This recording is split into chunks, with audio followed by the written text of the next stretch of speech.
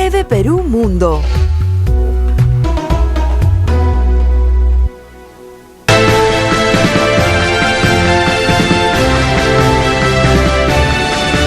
El Ejército de Liberación Nacional se declaró dispuesto a liberar a los 2 soldados que tomó prisioneros tras un ataque hace 3 semanas. Lo anunció en un comunicado que sostiene diálogos preliminares de paz con el gobierno de Juan Manuel Santos. La segunda guerrilla de Colombia se declaró dispuesta a liberar a los 2 soldados que tomó prisioneros tras un ataque hace 3 semanas en el que murieron 12 militares. Mediante un comunicado, el Ejército de Liberación Nacional de Colombia anunció que los soldados se encuentran sanos y salvos y que están dispuestos a liberarlos lo antes posible. Sin embargo, los rebeldes enfatizaron que la entrega depende de las condiciones de seguridad que garantice el gobierno colombiano. La guerrilla quiere que se encargue una comisión humanitaria sin presencia de la policía. El ejército, por su parte, anunció la captura de 3 presuntos miembros de esa guerrilla en el departamento limítrofe con Boyacá. El grupo insurgente, con unos 1.500 combatientes, según el último balance oficial, mantiene acercamientos con el gobierno de Juan Manuel Santos desde 2014, con el fin de dar inicio a un proceso de paz paralelo al que ya sostiene con las FARC. Sin embargo, aún no existe una agenda formal de conversaciones definida. Esa es la segunda guerrilla después de las FARC y el ELN, que también está intentando llevar a cabo su propio proceso de paz. Pero ¿cómo se entiende así el que haya cometido este atentado en el que murieron 11 soldados y un policía, y ahora anuncie que va a liberar a 2 de los soldados que capturó en ese atentado? Claro, el tema para el ELN es: ya hay fecha para un acuerdo de paz con las FARC. Si se firma la paz con las FARC, que son de lejos la guerrilla más grande que opera en Colombia, el ejército va a poder concentrar todas sus baterías contra el ELN. Y si bien el gobierno acepta iniciar con el Ejército de Liberación Nacional un proceso de negociación similar al que está a punto de concluir con las FARC, o concluiría en marzo próximo, no acepta la condición del ELN de un cese al fuego bilateral previo al inicio de negociaciones. Y la forma en que el ELN intenta presionar al gobierno para que acepte un cese al fuego antes del inicio de negociaciones es lanzando este tipo de ataques. Y tampoco hay un cese al fuego bilateral con las FARC. Sin embargo, ya hay una oferta formal de un cese al fuego bilateral que podría empezar, dadas ciertas condiciones, en enero del próximo año e incluso antes. Dado que finalmente hay acuerdos sustantivos sobre los principales temas en controversia y que las FARC está dando, ya ha aprobado un cese al fuego unilateral y está dando pasos hacia un eventual desarme, probablemente se llegue a un acuerdo bilateral de cese al fuego pronto con el gobierno. A eso apunta también esta nota, y es que el cabecilla de las Fuerzas Armadas Revolucionarias de Colombia, FARC, Rodrigo Londoño Echeverría, alias Timochenko, anunció en la red social Twitter que el pasado 30 de septiembre ordenó suspender la compra de armas y municiones a todas las estructuras de la guerrilla, de acuerdo a lo que informó el propio Timochenko en redes sociales. La instrucción la dio el pasado 30 de septiembre, una decisión que se suma a la anunciada el 1 de octubre, cuando dijo que se detendrán los entrenamientos militares a los guerrilleros. La legalización de los acuerdos de paz es uno de los 6 puntos de la agenda de las negociaciones de La Habana, que busca acabar con el conflicto armado colombiano, que ha dejado en medio siglo 220.000 muertos y 6 millones de desplazados, según cifras oficiales. Las partes que discuten actualmente el complejo punto de las víctimas han alcanzado acuerdos parciales sobre la reforma rural, participación política y drogas ilícitas, y quedan pendientes los temas de desarme y el mecanismo de refrendación.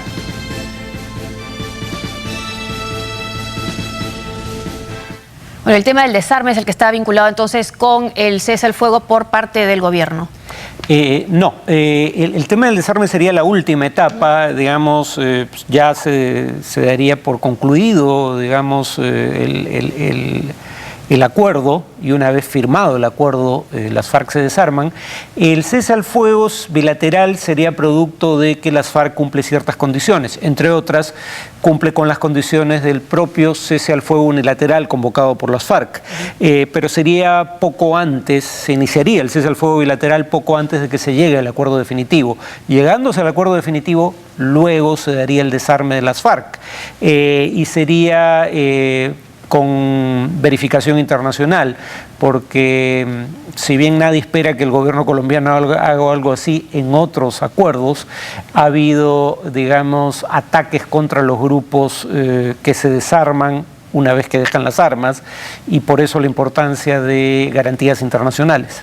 Recordando otros acuerdos, en el caso preciso de Colombia con otros grupos guerrilleros, está en la prensa colombiana una noticia vinculada a otro grupo guerrillero, el M-19, y es que la Fiscalía, y apoyada por la Procuraduría, por el Procurador General de la República de Colombia, están queriendo revisar la amnistía que se llevó a cabo con este grupo, porque dicen que se habría incluido delitos de lesa humanidad, como los que se cometieron en la toma del Palacio de Justicia de Bogotá. A ver, hay antecedentes, ¿no? Las amnistías en Chile y Argentina fueron eventualmente revertidas. La diferencia, sin embargo, es que en esos casos eran dictaduras militares que le concedían amnistía a sus propios miembros y a las fuerzas del orden que habrían cometido esos crímenes bajo el mandato de esos gobiernos. En el caso de Colombia fue el gobierno el que le concede esa amnistía a los miembros del M-19. Claro, el tema es que además esto ocurre antes de que hubiera jurisdicción universal, si no me equivoco, o una Corte Penal Internacional. Ahora la razón por la que las FARC tenían que aceptar algún tipo de justicia transicional es que si no había algún tipo de sanción dentro de Colombia, esos crímenes podían ser perseguidos por ejemplo, la Corte Penal Internacional, en tanto se cometieron después de que ésta entrara en vigencia. Pero no había Corte Penal Internacional, creo que tampoco había el principio de jurisdicción universal, o sea, en otras palabras, cortes nacionales de terceros países que pueden juzgar crímenes de guerra o de lesa humanidad. Cuando se firmó el tratado o el acuerdo de paz con el M-19.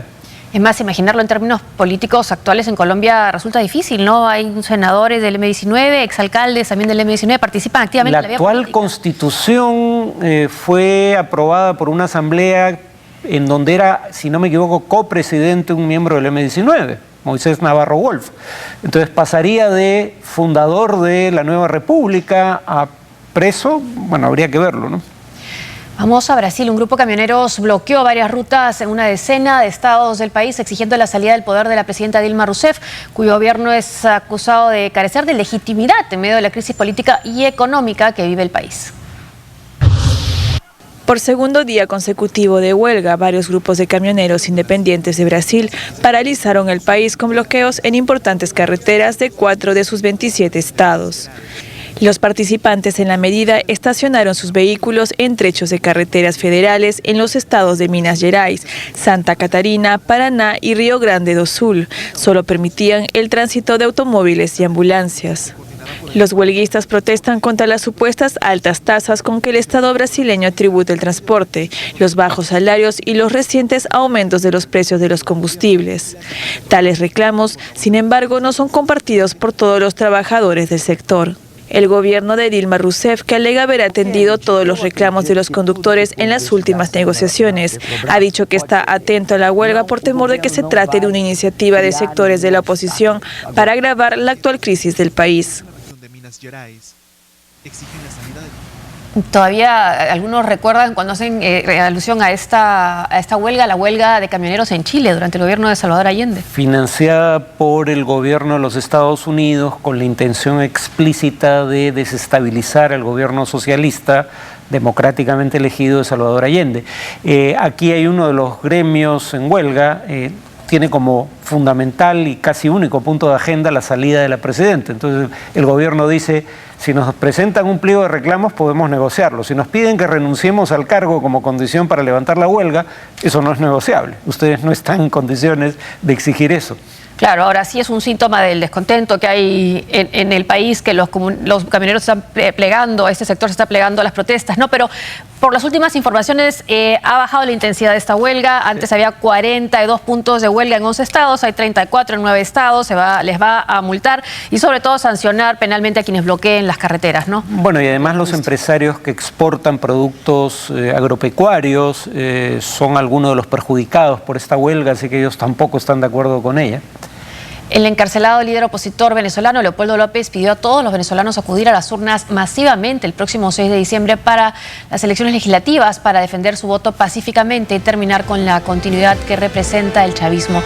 A través de una carta divulgada de su cuenta de Twitter, López hizo hincapié en que si la oposición representada en la coalición Mesa de la Unidad Democrática gana mayoría en la Asamblea Nacional, esto permitirá sentar las bases para el cambio del sistema político y judicial del país.